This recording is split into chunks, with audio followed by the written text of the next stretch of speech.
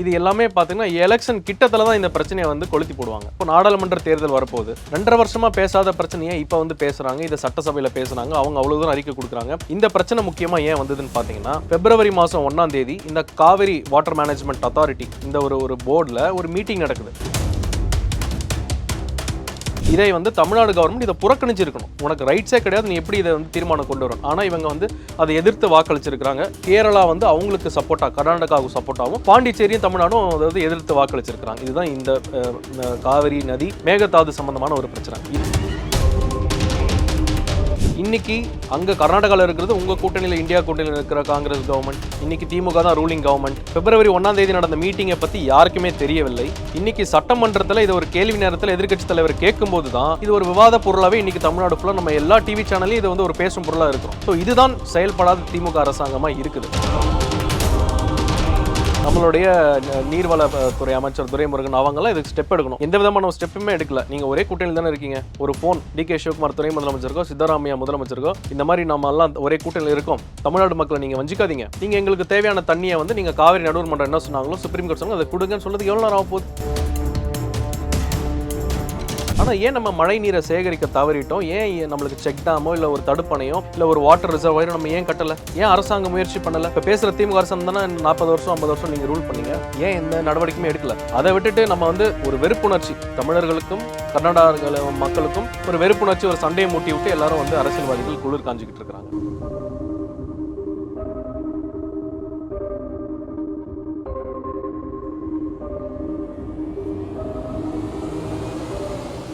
Real own voice நேயர்களுக்கு வணக்கம். இன்றைய நேர்காணலில் நம்மோடு இணைகிறார் அரசியல் விமர்சகர் டாக்டர் கார்த்திகேயன் அவர்கள். வணக்கம் சார். வணக்கம். வணக்கம். மேகதாது அணை தொடர்பாக கர்நாடக அரசு ஒரு விஷயத்தை முன்னெடுத்திருக்காங்க. ஸோ இதுக்கு வந்து காவிரி மேலாண்மை வாரியமும் துணை போயிருக்கு. இந்த விஷயத்தை எப்படி பார்க்குறீங்க சார்? அதாவது முதல்ல இந்த காவேரி நதிநீர் பிரச்சனைன்றதை வந்து நம்ம முதல்ல காவேரி நதினா என்னன்னு முதல்ல நம்ம தெரிஞ்சுக்கணும். இது வந்து ரொம்ப முக்கியமான ஒரு விஷயம், இந்த ஜென்ரேஷனுக்கு தெரியணும். இந்த காவேரி நதி நீர் பிரச்சனை அப்படின்றது வந்து 3 மாநிலம், ஒரு யூனியன் டெரிட்டரி, அதாவது கர்நாடகா, தமிழ்நாடு, கேரளா, பாண்டிச்சேரிக்கு உட்பட்ட ஒரு பிரச்சனை. இது வந்து கர்நாடகாவுக்கோ தமிழ்நாட்டுக்கு மட்டுமா இருக்கிற பிரச்சனை கிடையாது. இந்த பிரச்சனை இன்னைக்கு நேத்துன்னு கிடையாது. இது வந்து 1892 பிரிட்டிஷ்காரங்க பீரியட்லேயே, அப்போது நம்மளது வந்து மெட்ராஸ் மாகாணம், அங்கே வந்து மைசூர் சமஸ்தானம்னு இருந்தது. அப்போவே இந்த பிரச்சனை வந்து 2 பேர்த்துக்கும் தண்ணீர் பகிர்வுள்ள பிரச்சனை வந்து கர்நாடகா அப்போவே நாங்கள் அணை கட்ட போகிறோம் காவேரிக்கு குறுக்கால அப்படின்னு சொல்லி அப்போவே இந்த பிரச்சனை இருந்தது. அப்போ பிரிட்டிஷ் பீரியடில், சுதந்திரத்துக்கு முன்னாடி இருந்த டயத்தில் அப்போ என்ன பண்ணாங்க பிரிட்டிஷ் கவர்மெண்ட், தமிழ்நாடு அரசாங்கத்தினுடைய ஒப்புதல் இல்லாமல், அவங்களுடைய பர்மிஷன் இல்லாமல் எந்த டேமையும் கட்டக்கூடாது அப்படின்னு சொல்லி அன்றைக்கே ஒரு தீர்மானம் எடுத்துட்டாங்க.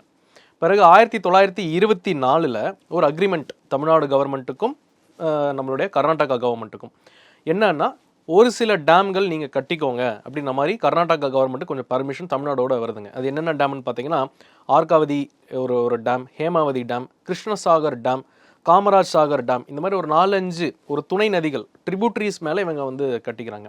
இதன் பிறகு ஒரு 50 வருஷமாக பிரச்சனை இருந்தது போச்சு, இந்த மாதிரி போயிட்டே இருந்த காலகட்டத்தில் இதன் பிறகு என்ன நடக்குதுன்னா, 1990 2 மாநிலத்துக்கும் பிரச்சனை அரசியல் ரீதியான ஒரு பிரச்சனையாக கொண்டு போகிறாங்க. அதாவது எங்களுக்கு அணை வேணும்னும், அணை வேண்டாம், காவிரி நதி நீ எல்லாம் தமிழ்நாடு எடுத்துகிட்டு போகுது, எங்களது வறட்சி ஆடுதுன்னு கர்நாடகா கவர்மெண்ட் பண்ணுற ஒரு எலக்ட்ரல் ட்ராமா, தமிழ்நாடு கவர்மெண்ட் அப்போ இருந்த ட்ராமானால 2 பேருக்கும் பிரச்சனை முத்தி அப்போ தான் காவிரி நடுவர் மன்ற ஆணையம், காவிரி வாட்டர் டிஸ்பியூட் ட்ரிபுனல் அப்படின்னு சொல்லி ஒரு தீர்ப்பாயம் ஆரம்பிக்கிறாங்க. இந்த தீர்ப்பாயமானது வந்து பார்த்தீங்கன்னா 17 வருஷம் இவங்க பேசி பேசி பேசி பேசி கடைசியில் 2007 தான் அந்த காவிரி நடுவர் மன்றம் நதிநீர் பகிர்வில் அவங்க ஒரு உத்தரவு பிரிக்கிறாங்க. அதாவது தமிழ்நாட்டுக்கு 419 TMC தண்ணி, கர்நாடகா மாநிலத்துக்கு 270 TMC தண்ணி, கேரளாவுக்கு 30 TMC, பாண்டிச்சேரிக்கு 7 TMCன்னு அவங்க வந்து ஒரு தீர்ப்பு கொடுக்குறாங்க. இதில் நம்ம தமிழ்நாடு அரசாங்கம் வந்து கம்மியாக இருக்கணும், கர்நாடகா வந்து எங்களுக்கு தான் கம்மியாக இருக்கணும், இவங்க வந்து சுப்ரீம் கோர்ட்டுக்கு போகிறாங்க. பிறகு 2018 தான் இந்த சுப்ரீம் கோர்ட் ஒரு தீர்ப்பு கொடுக்குது. அதில் என்னென்னா, ஒரு 14 TMC தமிழ்நாட்டுக்கிட்ட இருந்து கம்மி பண்ணி கர்நாடகாவுக்கு கொடுத்துருக்குறாங்க. கேரளாவுக்கும் பாண்டிச்சேரிக்கும் அந்த தண்ணீர் பகிர் வந்து ஏற்கனவே சொன்னதாக இருக்குது. இப்போ தமிழ்நாட்டுக்கு கரண்ட்டாக வந்து பார்த்தீங்கன்னா 404 TMCயும், பாண்டிச்சேரிக்கு இது கர்நாடகாவுக்கு பார்த்தீங்கன்னா 284 TMC இந்த தண்ணீர் பகிர்வு இப்போ இருக்குதுங்க. இதற்கு நடுவில் இந்த கர்நாடக அரசாங்கம் அவங்களுடைய அரசியல் நோக்கத்துக்காகவும் தமிழர்கள் மேலே இருக்கிற ஒரு வெறுப்பு காரணமாகவும் ஒரு தமிழ்நாடு கவர்மெண்ட்டும் இவங்க மேலே இருக்கிற ஒரு பொலிட்டிக்கல் விஷயனால 2 பக்கம் இருக்கிற அரசியல்வாதிகள் சேர்ந்து நாங்கள் அணை கட்டுவோம், எந்த கவர்மெண்ட் வந்தாலும், பிஜேபி இருந்தாலும் அணை கட்டுவோம்னு சொல்லுவாங்க, கர்நாடகாவில் காங்கிரஸ் வந்தாலும் அணை கட்டுவோம்னு சொல்லுவாங்க, இது எல்லாமே பார்த்தீங்கன்னா எலெக்ஷன் கிட்டத்தில் தான் இந்த பிரச்சனையை வந்து கொளுத்தி போடுவாங்க. இப்போ நாடாளுமன்ற தேர்தல் வரப்போகுது. 2.5 வருஷமா பேசாத பிரச்சனையை இப்போ வந்து பேசுகிறாங்க. இதை சட்டசபையில் பேசுகிறாங்க. அவங்க அவ்வளோ தூரம் அறிக்கை கொடுக்குறாங்க.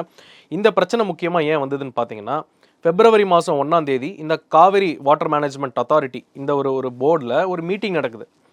அதில் கர்நாடகா, கேரளா, பாண்டிச்சேரி, தமிழ்நாடு, அப்புறம் சென்ட்ரல் கவர்மெண்ட்டும் இருக்கிறாங்க. அதில் கர்நாடகா வந்து ஒரு ரெசல்யூஷன் கொண்டு வராங்க, ஒரு தீர்மானம் நிறைவேற்றலாம்னு சொல்கிறாங்க. மேகதாது அணை நாங்கள் கட்ட போகிறோம், அதுக்கு நாங்கள் வரைவறிக்கையை வந்து நாங்கள் மத்திய அரசாங்கம் ஜல்சக்தி துறை அமைச்சர் கஜேந்திர சிங் ஷெகாவட்டுக்கு நாங்கள் கொடுத்துட்டோம் அப்படின்ற மாதிரி ஒரு தீர்மானம் கொண்டு வராங்க. இந்த தீர்மானத்தை கொண்டு வர்றதுக்கு கர்நாடகாவுக்கு உரிமையே கிடையாது. இந்த தீர்மானத்தை கொண்டு வர்றதுக்கு இந்த காவிரி வாட்டர் மேனேஜ்மெண்ட் அத்தாரிட்டிக்குமே இதுக்கு உரிமை கிடையாது. இதுக்கு வந்து சுப்ரீம் கோர்ட்டுக்கு மட்டும்தான் வந்து இதுக்கான அதிகாரம் இருக்குது. ஸோ இது வந்து ஒரு அரசியல் ட்ராமாவா இல்லை எலெக்ஷன் நேரத்தில் இருக்கிற ஒரு ஒரு என்ன சண்டைன்னு தெரியல. இதை வந்து ஒரு கவனம் ஈர்க்கும் விதமாக இதை வந்து கொண்டு வராங்க. இதை வந்து தமிழ்நாடு கவர்மெண்ட் இதை புறக்கணிச்சிருக்கணும். உனக்கு ரைட்ஸே கிடையாது, நீ எப்படி இதை வந்து தீர்மானம் கொண்டு வரணும். ஆனால் இவங்க வந்து அதை எதிர்த்து வாக்களிச்சிருக்கிறாங்க. கேரளா வந்து அவங்களுக்கு சப்போர்ட்டாக, கர்நாடகாவுக்கு சப்போர்ட்டாகவும், பாண்டிச்சேரியும் தமிழ்நாடும் அதாவது எதிர்த்து வாக்களிச்சிருக்கிறாங்க. இதுதான் இந்த காவிரி நதி மேகதாது சம்பந்தமான ஒரு பிரச்சனை. இதில் வந்து பார்த்தீங்கன்னா இந்த காவிரி பிரச்சனையை நம்ம மூணாக பார்க்கணும். ஒன்று வந்து அரசியல், பொலிட்டிக்கல் ப்ராப்ளம், பொலிட்டிக்கல் இஷ்யூ. இன்னொன்று வந்து அக்ரிகல்ச்சர் ப்ராப்ளம், அக்ரிகல்ச்சர் விவசாயம் சார்ந்த பிரச்சனைகள். மூணாவது வந்து என்விரான்மெண்டல் இஷ்யூஸ். இப்போ அரசியல்னா தன்னுடைய அரசியல் சுயலாபத்துக்காக இங்கே இருக்கிற கவர்மெண்ட் மாறி மாறி, முன்னாடி வந்து கர்நாடகாவில் பிஜேபி, இங்கே ஏடிஎம்கே, மத்தியில் பிஜேபி. இப்போது கர்நாடகாவில் இந்தியா கூட்டணியில் இருக்க காங்கிரஸ், இங்கே வந்து டிஎம்கே, மத்தியில் பிஜேபி. எந்த காம்பினேஷன் வந்தாலும் இந்த பிரச்சனை அப்படியே தான் இருக்குது. இதை வேடிக்கை பார்க்குற மக்களும், இதை நம்பி இருக்கிற விவசாயம் பண்ணுறவங்க, இப்போ வந்து குறுவை, சம்பா இந்த மாதிரியான பயிர்கள் வைக்க வேண்டிய ஒரு காலகட்டம். இப்போது பொலிட்டிக்கலாக இவங்க அவங்களுடைய சுய லாபத்துக்காக பண்ணுறாங்க அரசியல் கட்சிகள். இதில் விவசாயிகள் தான் தண்ணி இல்லாமல் பயிர் வைக்க முடியாமல் விவசாயம் பண்ணாமல் எத்தனை மாவட்டங்கள். இப்போ பார்த்தீங்கன்னா 9 மாவட்டம், கரூர், ஈரோடு, நாமக்கல், சேலம், திருச்சி, அரியலூர், பெரம்பலூர், பாண்டிச்சேரி, கடலூர், அந்த காவிரி போகிற பகுதியில் இருக்கிற எல்லாமே விவசாயம். It's call rice bowl of Tamil Nadu, rice bowl of இந்தியான்னு நம்ம சொல்லுவோம். ஸோ நம்மளுடைய தஞ்சாவூர் டெல்டா மாவட்டமே இதை நம்பி தான் இருக்குது. ஸோ இதை நம்மளுக்கு பொலிட்டிக்கலாகவும் ப்ராப்ளம், அக்ரிகல்ச்சரும் நம்ம இதில் வந்து வஞ்சிக்கப்படுறோம். அதே நேரத்தில் இதில் என்விரான்மெண்டல் விஷயம் நம்ம இதை முக்கியமாக பார்க்கணும். இவ்வளோ துடிக்கிற ஒரு கர்நாடக அரசாங்கம் காவேரி வைல்ட் லைஃப் சாங்சுரின்னு ஒன்று இருக்குதுங்க. அதாவது இந்த தமிழ்நாட்டோடும் கர்நாடகா அந்த பார்டரில் நம்ம இவங்க இப்போ கட்டணும்னு நினைக்கிற இந்த மேகதாது அந்த இடத்துல இவங்க அந்த மேகதாது அணையை கட்டினார்கள் என்றால் 63%, 63% இனம், அந்த வனம், அதில் இருக்கிற வனவிலங்கு எல்லாம் செத்து போயிடும். எல்லாமே நீரில் மூழ்கி போயிடும். இது வந்து ஒரு என்விரான்மெண்டலி ஒரு ஹசார்ட். வனம் சார்ந்த பகுதி அழிஞ்சுவிடும் இந்த தண்ணினால. இதை பற்றியும் கவலை இல்லாமல் எத்தனையோ என்விரான்மெண்டல் ஆக்டிவிஸ்ட் சொல்லியும் கர்நாடக கவர்மெண்ட் துடிச்சிட்டு இருக்கிறாங்க.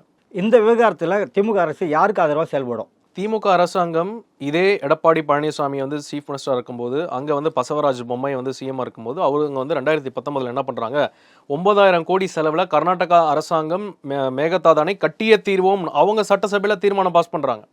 அவங்க அதுக்கு ஒரு ப்ராஜெக்ட் டிசைன், இந்த பில்டிங் டிசைனே பண்ணிட்டாங்க. அதுக்கு வந்து எடப்பாடி பழனிசாமி எதுவுமே சொல்லலை அப்படின்னு சொல்லி திமுக அப்போ இருந்த எதிர்க்கட்சியாக இருந்து என்ன ஒரு எதிர்ப்பு தெரிவித்து எவ்வளவு போராட்டங்கள், சாலை மறியல்கள்லாம் பண்ணி எவ்வளோ ஒரு பிரச்சனை கிரியேட் பண்ணாங்க. சரி, ஓகே, அவங்க தான் செயல்பட முடியவில்லை. இன்னைக்கு அங்கே கர்நாடகாவில் இருக்கிறது உங்கள் கூட்டணியில், இந்தியா கூட்டணியில் இருக்கிற காங்கிரஸ் கவர்மெண்ட். இன்னைக்கு திமுக தான் ரூலிங் கவர்மெண்ட். பிப்ரவரி 1ஆம் தேதி நடந்த மீட்டிங்கை பற்றி யாருக்குமே தெரியவில்லை. இன்னைக்கு சட்டமன்றத்தில் இதை ஒரு கேள்வி நேரத்தில் எதிர்க்கட்சி தலைவர் கேட்கும்போது தான் இது ஒரு விவாத பொருளாகவே இன்னைக்கு தமிழ்நாடு ஃபுல்லாக நம்ம எல்லா டிவி சேனல்லையும் இது வந்து ஒரு பேசும் பொருளாக இருக்கிறோம். ஸோ இதுதான் செயல்படாத திமுக அரசாங்கமாக இருக்குது. ரெண்டாவது, இது சம்பந்தமாக அந்த விவசாயிகளுடைய தலைவர் PR பாண்டியன் சொல்லப்படுறவர் வந்து பிப்ரவரி 2ஆம் தேதியே கண்டனம் தெரிவிக்கிறார். தமிழ்நாடு விவசாயிகள் வாழ்வதா சாவதா, இந்த மாதிரி இந்த தண்ணீர், இந்த அணையை கட்டிட்டாங்கன்னா தமிழ்நாட்டுக்கு ஒரு 10 TMC தண்ணி கூட ஒரு வருஷத்துக்கு கிடைக்காது. இவ்வளவு நாள் இப்போ நம்ம பார்க்குறோம், பாலாறில் தண்ணி ஓடுது, காவேரியில் தண்ணி ஓடுது. ஏன்னா மழை அதிகமாக பெஞ்சதுனால அவங்களுக்கு அந்த டேமையே தாண்டி நிறைய தண்ணி சேர்ந்ததுனால உபரி நீர், தேவையில்லாத தண்ணி நம்மளை வந்து ஒரு வடிகாலாக யூஸ் பண்ணுறாங்க, ஒரு காவாவாக யூஸ் பண்ணுறாங்க. தண்ணி நிறைய நொம்பிருச்சு, இதுக்கு மேலே வச்சா டேம் இடிஞ்சிருன்றதுக்காக நம்ம பக்கம் தள்ளி விட்டுறாங்க. இந்த அணையை கட்டிவிட்டால் அந்த வர உபரி தண்ணியும் நம்மளுக்கு கிடைக்காது, நம்மளுக்கு உரிய தண்ணியும் கிடைக்காது. இதுக்கு வந்து திமுக அரசாங்கம் முற்றிலுமாக அவங்க ஒரு ஃபெயில்டான ஒரு அட்மினிஸ்ட்ரேஷனாக தான் இருக்கிறாங்க. இதை வந்து ஸ்ட்ராங்காக கேட்க வேண்டிய சூழ்நிலையில் நம்மளுடைய நீர்வளத்துறை அமைச்சர் துரைமுருகன் அவங்கெல்லாம் இதுக்கு ஸ்டெப் எடுக்கணும்.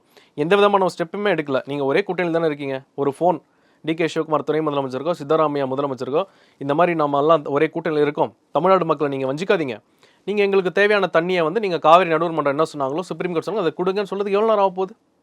ராகுல் காந்தி பாரத் ஜாடோ யாத்திரை போனாரே தமிழ்நாட்டிலேருந்து கர்நாடகா வழி, அவர்கிட்ட சொல்லி இதை பண்ணலாமே. உங்களுடைய கூட்டணியில் இருக்க ஒரு அரசாங்கம் தானே.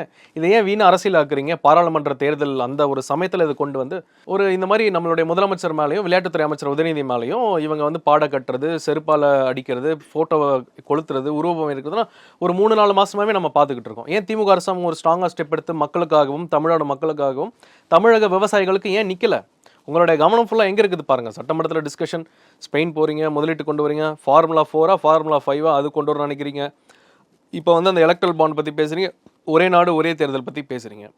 முதல்ல நம்மளுக்கு சாப்பிட்றதுக்கு சாப்பாடு இருந்தால்தான், விவசாயிகள் நல்லா இருந்தால் தமிழ்நாடு செழிப்பாக இருக்கும். அது தானே நம்மளுக்கு முக்கியமான முதல் கட்டமான ஒரு பிரச்சனையாக நம்ம பார்க்கணும். ஆனால் அதை விட்டுட்டு மற்ற விஷயத்தெல்லாம் நம்ம கான்சன்ட்ரேட் பண்ணிட்டு இருக்கோம்.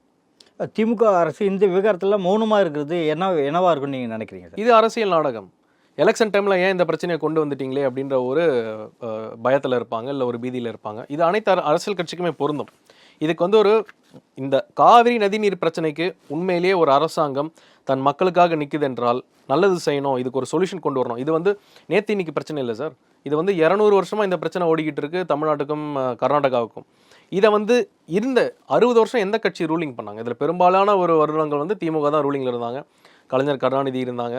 நடுவில் 2 பேர்த்துக்கும் சண்டை வரும்போது அங்கே சவர்கரா ஏதோ ஒருத்தருடைய சிலையை வச்சுட்டு இங்கே வந்து திருவள்ளுவருடைய சிலை அங்கே வச்சுட்டு இங்கே ஒருத்தருடைய ஒரு சிலை வச்சாங்க. அப்போ வந்து எடியூரப்பா முதலமைச்சராக இருந்தார். ஸோ உங்கள் ஃபாதரும் இருந்தாங்க சிஎம்மா. அப்போவும் இந்த பிரச்சனை சால்வ் ஆகலை. இப்போ நீங்களும் வந்திருக்கிறீங்க, உங்களாலையும் சால்வ் பண்ண முடியல. அட்லீஸ்ட் இது உதயநிதி அவர் வந்தோ இல்லை இன்பநிதி வந்தோ தான் இது சால்வ் ஆகுமா என்னன்னு எனக்கு தெரியல. ஸோ இதனால் ஏமாற்றப்படுவர்கள் தமிழக விவசாயிகளும் தமிழக மக்களும் தான். இது வந்து ஒரு அரசியல், ஒரு எலெக்ஷன் டைமில் நடக்கிற ஒரு ட்ராமா. நான் தான் தமிழக மக்களுக்காக நிற்கிறேன், நான் இதை பண்ணுறேன். எனக்கு தெரிஞ்சு இப்போ சீஃப் மினிஸ்டர் கூட ஒரு போராட்டம் பண்ணுறதுக்கு, உண்ணாவிரதம் இருக்கிறதுக்கு வாய்ப்பு இருக்குது.